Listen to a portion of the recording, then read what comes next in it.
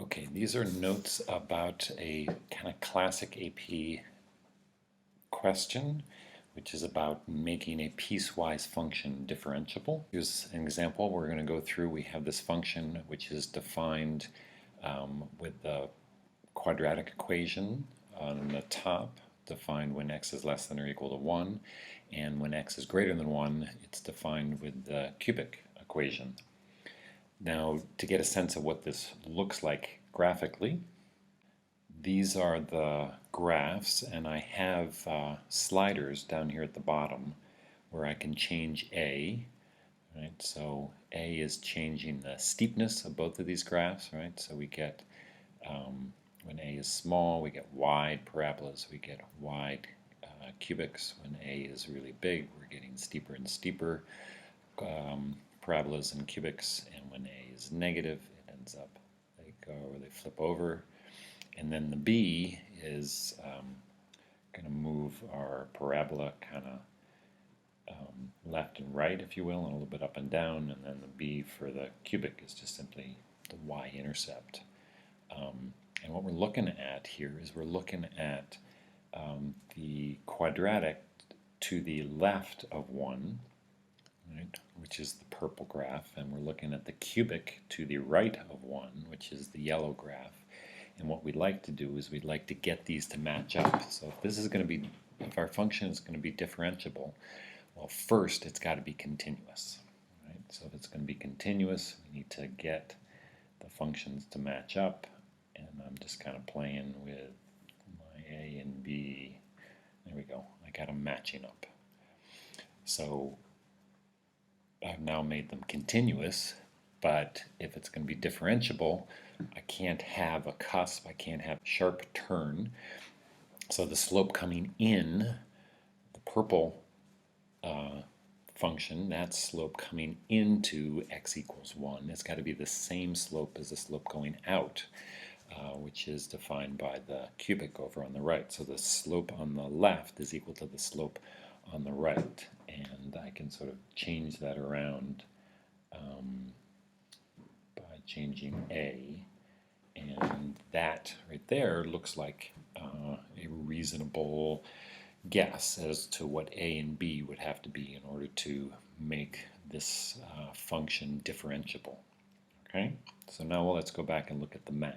So just to review, if a function is to be continuous, the limit from the left has got to equal the limit from the right has got to equal the function. And if a function is to be differentiable, one, it must be continuous. That, right? So you have to check that it's continuous. And then two, the slope from the left has got to be equal to the slope from the right to be differentiable. Right? So let's now go and do the math. In order for this to be continuous, we need the function on the left, the ax squared plus bx plus 4. Right? So we need the ax squared plus bx plus 4 to be equal to the function on the right, which is our ax cubed minus b. So that's going to have to equal ax cubed minus b. This right here, the ax squared plus bx plus 4, that's going to give us the limit on the left and the value of the function. And then it needs to be equal to this right here, the ax cubed minus b, which is the limit of the function as it approaches from the right-hand side. And the joint here is happening at 1. So we want to make sure that at 1, this is true. So this being this equality. So we need a times 1 squared plus b times 1 plus 4 to equal a times 1 cubed minus b, and then we can simplify this. Right, so this is just going to be a plus b plus 4 equals a minus b.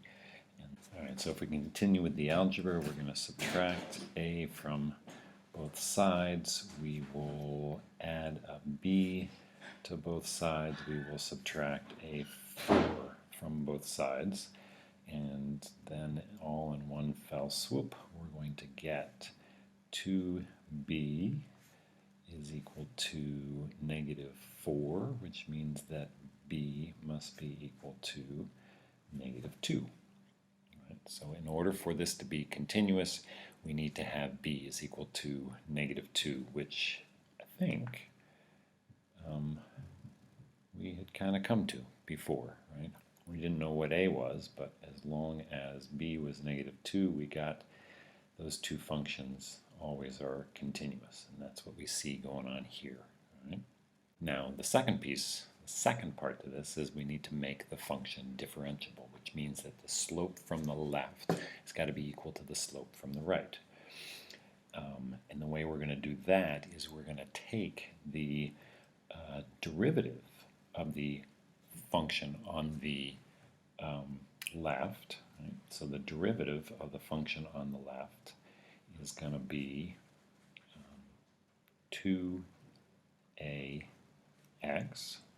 plus b, right? So that's the function on the left. I've taken the ax squared, right, plus bx plus 4, use the power rule on each one of those three terms to get the derivative.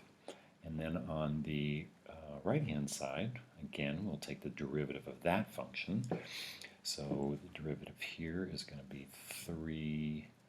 3ax squared minus 0.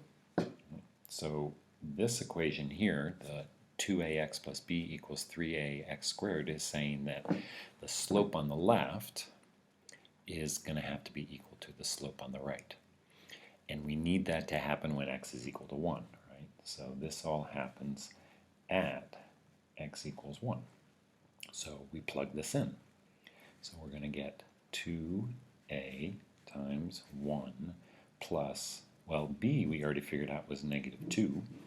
And this is going to be equal to 3a times 1 squared,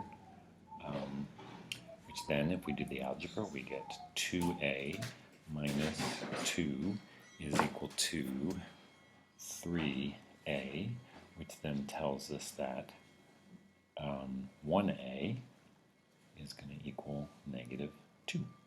And there we have our answer. In order to get this function to be continuous, b has got to be -2. In order to get it to be differentiable, a has got to be -2. And if we go back and we look, right, we can see that that's what it looks like. When a is -2 and b is -2, we get a function which is continuous and differentiable.